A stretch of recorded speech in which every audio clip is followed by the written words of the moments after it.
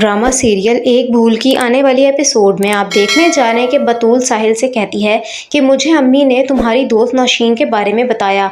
अगर वो तुम्हें इतना ही पसंद करती है तो तुम उससे शादी क्यों नहीं कर लेते।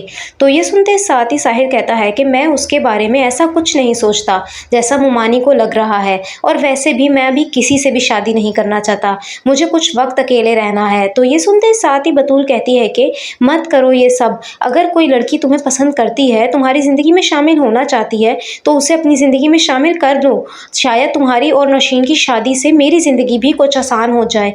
तो ये सुनते साथ ही साहिल कहता है कि मैं कुछ समझा नहीं, क्या कहना चाह रही हो तुम?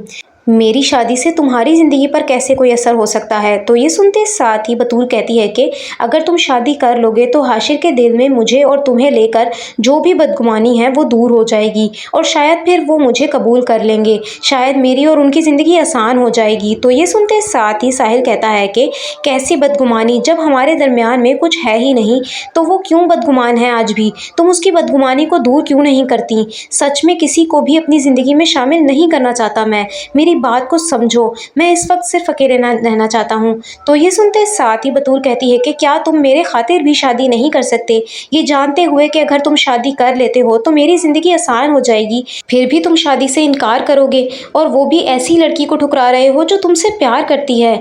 तो ये सुनते साथ ही साहिल कहता है कि तुमने तो मुझे मुश्किल में डाल दिया है।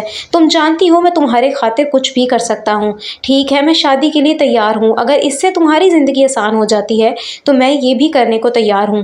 तो ये सुनते साथ ही बतूल कहती है कि हो सके तो मुझे माफ़ कर देना, मेरी वजह से तुमने बहुत कुछ बर्दाश्त किया है।